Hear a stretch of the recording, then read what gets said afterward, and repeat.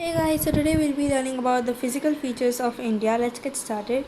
So this is actually the part 2, not the part 2, sorry. This is the lesson 2 of geography, which is physical features of India. So let's get started. So you have already learned that in earlier that India was a vast country and it has various landforms, right? What kind of terrain do you live in? If you live in plains, you are familiar with vast stretches of plain lands. In contrast, if you live in a hilly region, the rugged terrain with mountains and the valleys are common features. In fact, our country has practically all major features of our earth, that is, mountains, plains, deserts, plateaus, Iceland. We have everything, right? Our country has everything. So they're telling that our country has practically all the major physical features that the earth has to have, and the land of India displays great physical variations. Geologically, the peninsula plateau constitutes of the ancient landmasses of the Earth's surface, and if it was supposed to be one of the most stable blocks, the Himalayan and the northern plains are most recent landforms from the view of the geology of human mountains from an unstable zone. The whole mountain system of Himalaya represents a very youthful topography with high peaks, deep valleys, and fast flowing rivers. And the northern plains are formed of alluvial deposits. Remember that the northern plains are formed of alluvial deposits, and the peninsula plateau is composed of igneous and metamorphic rocks with gently rising hill and wide valleys. The peninsula plateau is composed of igneous and metamorphic rocks, and it has gently rising and wide valleys. So now we're going to be learning about these six features, the six things, which are the Himalayan mountains, the northern plains, the peninsula plateau, the Indian desert, the coastal plains, and the icelands. So let's get started. So let's start with the Himalayan mountains. I think we'll start with the Himalayan mountains for this video, and they'll be uploading more parts, so go and check that out. So the Himalayas are geologically young. They're nearly like 50 to 40 to 50 billion years old, which I don't know. The formation of Earth was also pretty much nearly that time. The formation of India. And so these mountains wrangles run in a west-east direction from the Indus to the Brahmaputra, and the Himalayas represent the loftiest and one of the most rugged mountain barriers of the world, and they like form an arc. If you had noticed, see, they like form an arc. You can see from Karakoram to Namcha, you can see like it has like an arc from like, okay, wait, we don't have the pen option here, so it has like an arc in them.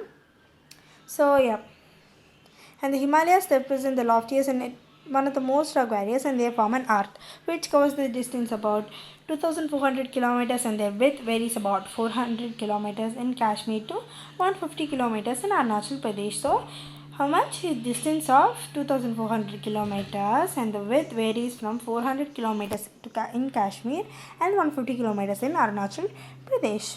Okay, just remember that you have to pretty much memorize it, and if you understand, that's great. And the altitudinal variations are greater in the eastern half of those in the west than in the western half. The Himalayas consist of three parallel ranges in its longitudinal extent. A number of valleys lie between these ranges. The northernmost range is known as the Great or the Inner Himalayas or the Himadri. They are known as the Great or the Inner Himalayas or the Himadri, and it is one of the most continuous range. It's pretty much continuous. There are no stops or there are no breaks of the Himalayas. They're very continuous, and the average height of the Himalayas are 600 meters, the least average, and it contains of a prominent Himalayan peaks. Okay. And then the range lying to the south of the Himadri forms the most rugged mountain system, and it's known as the Himachal or Lesser Himalayas. And the ranges are the second type is the Himachal or the Lesser Himalayas, and the ranges are mostly or mainly composed of altitude mostly composed of highly compressed and altered rocks, and The altitude varies between 3,700 and 4,500 meters, and the average width is about 50 kilometers. And then, while the Pir Panjal range forms the longest and the most important range in the the Dauladar and the Mahabharat ranges are also prominent ones, and these ranges consist of the famous valley of Kashmir and the Kangra and Kulu valley in Himachal Pradesh too. And these regions are well known for like the hill stations and all that. And the fold and the greater Himalayas are asymmetrical in nature, and the core of this part of the Himalayas are composed of granite. The great Himalayas are composed of granite, but this Himachal is the don't get confused with the Great Himalayas and the Himachal. This Great Himalayas are they are symmetrical in nature and they are continuous, and then they are composed of granite, and they pretty much kind of mostly have like the snow bound. They covered with snow, and the number of glaciers descend from this range. Okay. And the outermost and the third and the last range is called as the Shivaliks. They extend over the width. You can see right here. Okay. So yeah.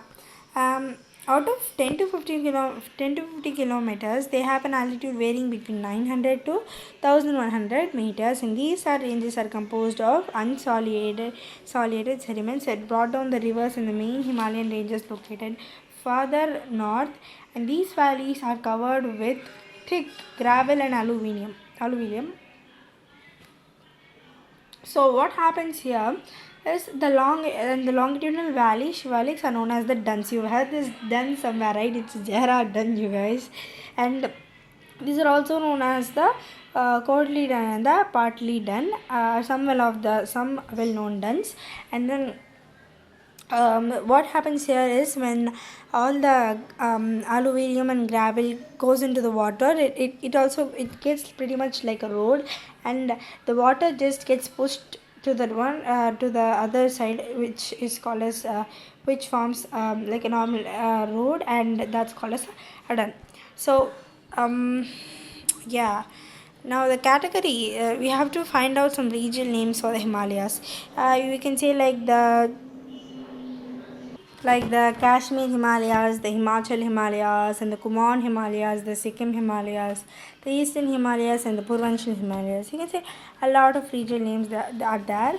And beyond the Dihang Gorge, the Himalayas bend sharply to the south and spread along the eastern boundary of India. And they're also known as the Purvachal or the Eastern Hills and the mountains.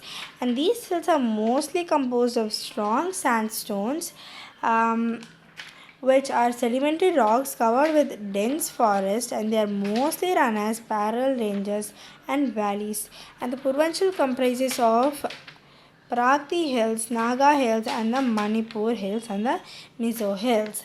So Mizo Hills is Mizoram Hills, Naga Hills is Nagaland Hills, Manipur Hills is Manipur Hills obviously. And this is the picture of Mizo Hills, and yeah, we are done with the Himalayas, you guys. It's just very easy. Just mark important points that I've already told in the video with a highlighter in your book, and just y'all can do this. Come on, we're almost done with like not even a quarter of the lesson, but I'm sure we can do it very fast. And make sure like, share, and subscribe for more videos. And the part 2 will be uploaded, which is the Northern Plain. Bye.